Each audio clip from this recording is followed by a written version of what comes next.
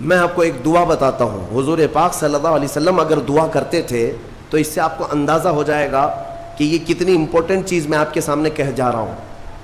کون سی؟ حضور جب دعا کرتے تھے تو یوں کہتے تھے اللہ کی بارگاہ میں, اللہم لا تکلنی الی نفسی طرفۃ عین, اے اللہ تو مجھے میرے نفس کے حوالے ایک منٹ کے لیے بھی مت دینا, تو اپنی حفاظت میں رکھ. حضور جب یہ دعا کرتے تھے کہ مجھے میرے نفس کے حوالے ایک منٹ کے لیے, طرفۃ عین کہتے ہیں پلک جھپکنے کے برابر, اتنے ٹائم کے لیے بھی اے اللہ تو مجھے میرے نفس کے حوالے مت کرنا, تو اپنی حفاظت میں رکھ. سید الانبیاء جب یہ دعا کرتے ہیں تو اندازہ کرو اے مومنو, نفس کی تباہ کاریاں کیا کیا ہیں, یہ کتنوں کو ہلاک کر دیتا ہے, کتنوں کا عمل ضائع کرتا ہے, کتنوں کا ایمان ختم کرتا ہے. اب میں جو بات کہہ رہا ہوں وہ یہ توجہ سے سنو, یہ نفس امارہ جس نے شیطان کو بھی گمراہ کیا, شیطان کو بھی بہکا دیا, یہ نفس آدم کو سجدہ نہ کرنے کا جو غرور پیدا کیا یہی نفس امارہ تھا. اس نفس امارہ کو اگر کوئی کنٹرول کرا سکتا ہے تو وہ ماہ رمضان المبارک, بس یہی ہے رمضان کی فضیلت.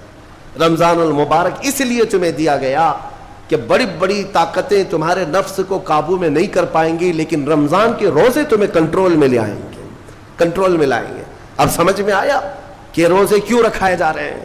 ارے گرمیوں کی شدت ہے, ادھر حلق سوکھا جا رہا ہے, پیٹ پیٹ سے لگ جاتا ہے. ان لوگوں کو پوچھو روزہ کیسا ہوتا ہے جو مزدوری کرتے ہیں, ان لوگوں سے پوچھو جو دن بھر کام کاج کرتے ہیں. میرے عزیزوں, روزے رکھنے کے بعد کیا رب تبارک و تعالیٰ کسی کو اس کی طاقت سے زیادہ تکلیف دینا چاہتا ہے؟ نہیں میرے عزیزوں, وہ رحمان ہے. اس نے جب تمہیں ماں کے پیٹ میں 9 مہینے رزق دیا تو کیا کائنات میں نہیں دے گا؟ تمہیں ماں کے پیٹ میں بھی رزق دیتا رہا. تم جب دنیا میں آئے تمہارے ماں کے سینے میں خون سے دودھ کس نے بنایا؟ تمہارے رزق کا انتظام کرنے والا وہ خدا. اگر تمہیں حکم دیتا ہے کہ صبح سے لے کر شام تک بھوکے رہو تو یہ اس کا ظلم نہیں بلکہ یہ عین کرم ہے, اللہ تبارک و تعالیٰ کا رحم ہے تم پر کہ وہ مولا ہماری اصلاح چاہتا ہے کہ ہمارے اندر تقوی آ جائے, جسم میں بھی اور روح میں بھی. اب ایک اور بات میں آپ کو بتا دوں, میں نے ایک بات پڑھی تھی نفس کے متعلق, یہ نفس امارہ. اسی لیے امام غزالی رحمۃ اللہ تعالیٰ علیہ نے فرمایا اللہ کی جو مخلوق ہے وہ 3 طرح کی ہے, ایک فرشتے, دوسرے انسان, تیسرے جانور. یہ 3 الگ الگ قسم کی مخلوق ہیں کیونکہ اللہ تعالیٰ نے تینوں کو جو چیزیں دی ہیں ان میں فرق ہے. فرشتوں کو اللہ نے عقل دیا ہے, نفس نہیں ہے. نفس, شہوت, برائی کرنے کی خواہش فرشتوں کے اندر ہے ہی نہیں, وہ سوچ بھی نہیں سکتے برائی کرنے کا. فرشتوں کو اللہ نے عقل دیا ہے اور عقل عزت والی چیز ہے. اور جانوروں کو اللہ نے نفس دیا ہے, عقل نہیں. عقل والے نہیں ہیں جانور, عقل والے نہیں, لیکن نفس ہے, شہوت ہے, شہوت بھی ہے نفس بھی. لیکن انسان ایک ایسی مخلوق ہے جسے اللہ نے عقل بھی دیا ہے, نفس بھی دیا. مطلب یہ ہے کہ تمہیں اللہ نے ایک چیز فرشتوں والی دی ہے, ایک چیز جانوروں والی بھی دی ہے, دونوں تمہارے اندر ہے, عقل بھی ہے, نفس بھی ہے. لیکن امام غزالی فرماتے ہیں توجہ, جو بندہ نفس ہونے کے باوجود گناہوں سے اپنے آپ کو بچا لیا وہ بندہ فرشتوں سے بھی افضل ہے. کیوں؟ فرشتے اس لیے بچے ہوئے ہیں کہ ان کے پاس نفس ہے ہی نہیں, اور تم بچ رہے ہو تو کمال کی بات ہے. نفس ہوتے ہوئے بھی گناہ سے بچ گیا تو اس انسان کا مقام فرشتوں سے بھی اعلیٰ ہے. لیکن ساتھ ہی امام غزالی یہ بھی فرماتے ہیں عقل ہونے کے باوجود اگر گناہوں سے نہیں بچتا تو پھر وہ جانوروں سے زیادہ ذلیل ہے, کتے اور خنزیر سے بھی گیا گزرا ہے. کیونکہ جانور تو بیچارہ معذور ہے, اسے عقل نہیں ہے, نفس ہے. تمہارے پاس عقل ہے اس کے باوجود حرام کاریاں کر رہے ہو تو جانوروں سے زیادہ گر گئے. فیصلہ تمہارے ہاتھ میں ہے کہ تم کون سی زندگی گزارنا چاہتے ہو, کون سی, کہ تم نفس کے پجاری بن جاؤ یا عقل کا صحیح استعمال کر کے فرشتوں والی صفات پر عمل کرو. عزیزان گرامی وقار, نفس اور عقل یہ جو 2 چیزیں ہیں ان کو میں آپ کے سامنے تھوڑا سا کھول کر کے عرض کرتا ہوں. عقل جو ہے عزت والی چیز ہے, جسے بھی دی گئی ہے وہ عزت والا ہے. کیوں عزت والی ہے یہ عقل؟ پوری دنیا میں عقل کا ہی تو کمال ہے. جس کے پاس عقل ہے وہ بادشاہ ہے. جس کے پاس عقل ہے وہ لوگوں کو ہانکتا ہے, پوری دنیا کو ادھر سے ادھر کر سکتا ہے. عقل. اور نفس جو ہے, نفس برائیوں کی طرف بلانے والا, عیاشی کی دعوت دینے والا, موج مستی کرانے والا اور اپنے آپ کو تباہ کروانے والا. اچھے بھلے نوجوان, 25 سال کی کڑیل جوانی ہے, کون ہے جو انہیں نشے کے اڈے پر لے جاتا ہے؟ کون ہے جو ان کو تباہ و برباد کرتا ہے؟ نوجوان کو اچھی طرح سے معلوم ہے کہ میں کوکین, افیون, ہیروئن لوں گا تو میرے جسم کے ساتھ کیا ہوگا, اسے معلوم ہے.